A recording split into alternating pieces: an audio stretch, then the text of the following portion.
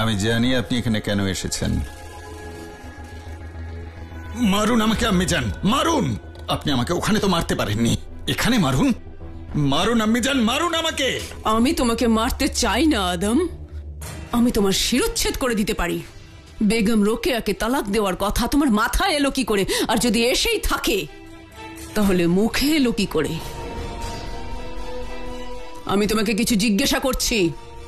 কেননা আমি জালাল আর আজকার সাহেবের কথা শুনে ফেলেছিলাম। কি বলছিল ওরা?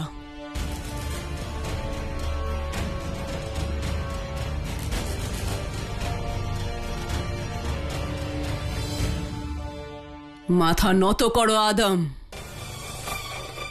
মাথা নত করো।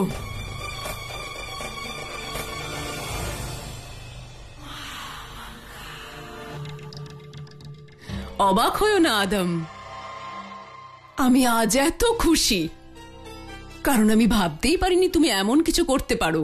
তুমি আমার মতোই ভেবেছো আদম, আমি হলে এটাই করতাম। জীবনে আজ প্রথমবার তুমি সঠিক কাজটা করেছো। আজ আমি গর্বিত যে আমি তোমার আম্মি জান। জালালকে আমি অবশ্যই ভালোবাসি, কিন্তু রাজনীতিতে সেখানে ভালোবাসার কোনো জায়গা নেই। এখন তো এটাই দেখার জালাল কাকে বেছে নেবে, রোকেয়ার হাত নাকি যোধার সঙ্গ।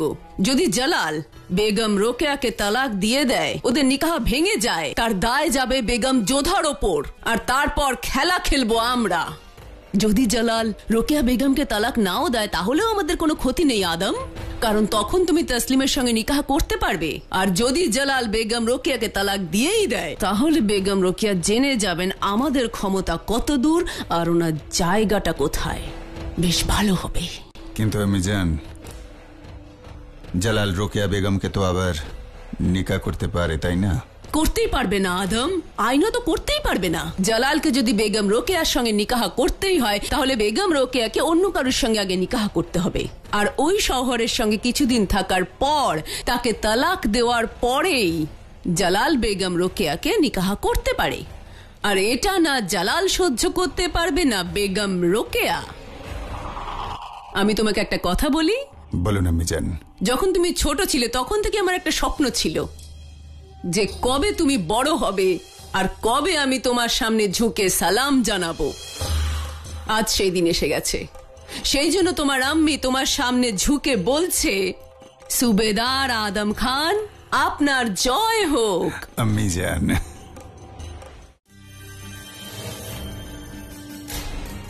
ক্ষমা করবেন শাহেনশাহ, আমি এই বিষয়ে আসগর সাহেবকে সমর্থন করছি। আদম খান যা কিছু বলছে সেসব কথা শুনে নিজের জীবনে ক্ষতি ডেকে আনার কোনো প্রয়োজন নেই। আপনার আইন আমি মেনে নিচ্ছি, আজকের পর থেকে কোনো নাবালিকার নিকাহ হবে না, কিন্তু এই আইনের নিয়ম অনুযায়ী আমরা অতীতকে তো বদলাতে পারি না। আপনি নিজের নিকাহ ভাঙতে চাইছেন কেন? আমি নিজের ব্যাপারে ভাবছি না বড় আম্মি। জালালকে তুমি আটকাতে পারতে মহামাঙ্গা। তাহলে আপনাদের মনে হচ্ছে আমি চেষ্টা করিনি? যদি আমি জানতাম যে জালাল এরকম কঠিন সিদ্ধান্ত নেবে তাহলে আমি ওকে আটকাতাম। আমি চেষ্টাও করেছিলাম, কিন্তু ততক্ষণে জালাল নিজের সিদ্ধান্ত জানিয়ে ফেলেছিল। জালাল যেটা বলেছে সেটা তো আমি আটকাতে পারবো না। সবচেয়ে বেশি কষ্ট আমি পেয়েছি। আমার একমাত্র ছেলে যাকে আমি জন্ম দিয়েছি সে অন্যায় করলো। আমার দ্বিতীয় ছেলে যাকে আমি পালন করেছি, জানি না কেন ও এমন ভুল আইন তৈরি করলো। আমি কারোরই পক্ষে নই মালিকায়ে আজম, কিন্তু আদম খান কি ভুল বলেছে? ওর সমস্যা এই আইনটা নিয়ে। ও নিকাহ করতে চায় তসলিমকে। জালালের এত কঠিন সিদ্ধান্ত নেওয়ার কি প্রয়োজন ছিল? এটা আমার প্রথমবার মনে হচ্ছে যে শাহেনশাহকে সঠিক পরামর্শ দেওয়ার মতন কেউ নেই। যদি আপনি আমাকেই উদ্দেশ্য করে কথাগুলো বলে থাকেন তাহলে আমি ক্ষমা চাইছি। আমি ওয়াজিরে আলিয়া, আর আমি ওয়াজিরে আলিয়া হওয়ার দরুন সব চেষ্টাই করেছিলাম। আপনিও ছিলেন ওখানে, দেখেছেন সব, কিন্তু শেষ সিদ্ধান্ত শাহেনশাহী হয়। এর জন্যই তো চিন্তা হচ্ছে মহামাঙ্গা। রোকেয়া বেগম শুধু বেগম নয়, ও আমার মেয়ে, মরহুম বাদশাহ হুমায়ুনের ভাইজানের মেয়েও। ওর কষ্ট আমি দেখতে পাচ্ছি না। কোনো দোষ না করেও শাস্তি পাচ্ছে। এটা আমি সহ্য করতে পারবো না। প্রজাদের মধ্যে দৃষ্টান্ত স্থাপন করা শাহেনশাহর কর্তব্য। কিন্তু এর জন্য কোনো নির্দোষ শাস্তি পেতে পারে না।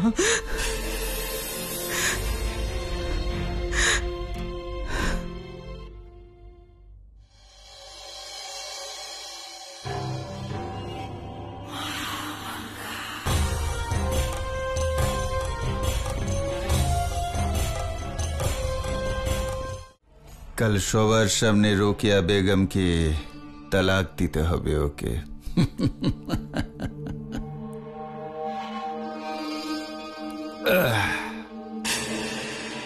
আমি জান কি ভাবছেন? আপনার তো খুশি হওয়া উচিত। অবশ্যই আমি খুশি। বেগম রোকেয়া জেনে গেছেন যে ওনার জায়গাটা কোথায়। বাঁধি বলেছিল আগামীকালও এই বাদী ওয়াজিরে আলিয়াই থাকবে, কিন্তু বেগম রোকেয়ার পদ চলে যাবে। ওনার নামের পাশ থেকে বেগমের মর্যাদা সরে যাবে। আপনার তো দ্বিগুণ খুশি হওয়া উচিত। রোকেয়া বেগমের সাথে যেটা হয়েছে তার দায় যোধা বেগমের ওপর পড়বে। রাজবংশী শাহজাদি আমার শাদি আটকাতে এসেছিল, আর এখন রোকেয়া বেগমের সর্বনাশের কারণ হয়ে গেল। এখন সারা জীবন এই দায় মাথায় নিয়ে ঘুরতে হবে যোধা বেগমকে। বেগম যোধাকে সামান্য মনে করা, সেটা সব থেকে বোকামো করা হবে। তাহলে আপনি এটাই ভাবছেন যে যোধা বেগম এখন কি করবেন? না আদম, আমি জালালের বিষয়ে ভাবছি।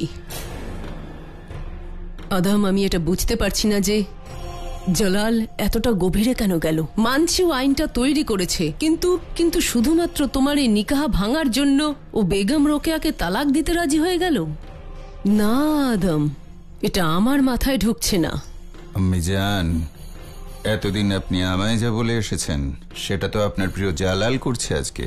বোকামি, ছেলে মানুষই। না আদম, জালাল তোমার মতো বোকা নয়। জালাল ধাঁধা খেলতে খুব ভালোবাসে। এটাও তো হতে পারে এই সিদ্ধান্তের পিছনে কোনো ধাঁধা লুকিয়ে আছে। খবরটা একদম পাক্কা হুজুর। রোকেয়া বেগম সাধারণ প্রজাদের সামনে আসছেন হুজুর। কি বলতে চান উনি প্রজাদের? ব্যাস, আর আমি এখানে থাকতে পারবো না। আমায় বাইরে যেতেই হবে। দেখি কি আমার কি করতে পারে। আদম, তুমি পাগল হয়েছো নাকি? তুমি শুনতে পাচ্ছ না, দেখতে পাচ্ছ না? প্রজারা পাগল হয়ে গেছে, বিদ্রোহ করছে। এই মহল ছাড়া তোমার জন্য নিরাপদ জায়গা আর কোথাও নেই। আদম, আমার কথা শোনো। তুমি বাইরে যেও না, কোথাও যেও না। আমি জান কে আমার কি ক্ষতি করতে পারে। কে মারবে আমায়? দেখি কে আমায় মারতে পারে।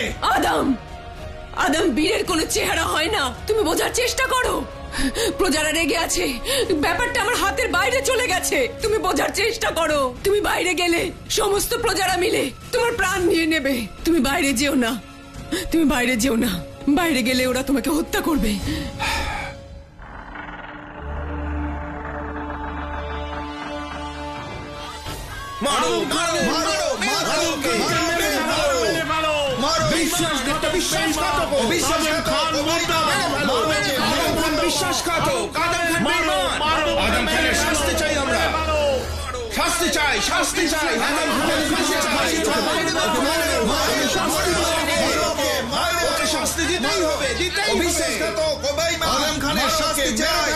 প্রজাদের এই অসন্তুষ্টির জন্য সিপাহী সংখ্যা আমাদের বাড়াতে হবে। হুজুর, আদম খান সাহেবকে কোথাও লুকিয়ে ফেলুন হুজুর। সবাই ওনার বিরুদ্ধে চলে গেছে। ওনাকে প্রজাদের হাতে তুলে দেবার কথা বলছে সবাই। আদম খান সাহেবকে লোকদের চোখের আড়ালে যেতে হবে। একদম চুপ করো। তোমার কি মনে হয় আমি ভীতু? আমি ঘরে লুকিয়ে বসে থাকবো? হ্যাঁ আদম, আমি ছাড়বো না ওদের।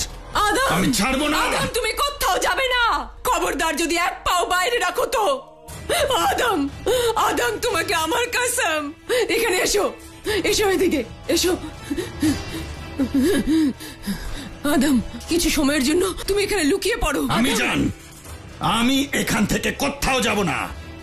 এই আদম খান কাউকে ভয় পায় না। আমি জান, আমি কোথাও যাব না। আদম খান, কখনো কখনো পরিস্থিতির সঙ্গে বদলে নিতে হয়, এটা আমি জানি। তুমি কাউকে ভয় পাও না, শুধু আমার জন্য। আমি তোমাকে কসম দিয়েছি আদম, কিছুক্ষণের জন্য তুমি চলো, আমি তোমাকে তাড়াতাড়ি ডেকে নেব।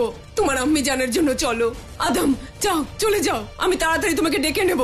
যতক্ষণ আমি না ডাকছি বেরিও না, বেরিও না যতক্ষণ আমি না ডাকছি। বেরিও না আদম, বেরিও না,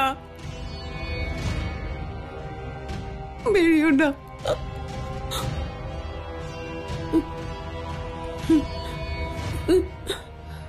রেশম, খেয়াল রেখো আদম খান বেরিয়ে না আসে যতক্ষণ না আমি বলছি।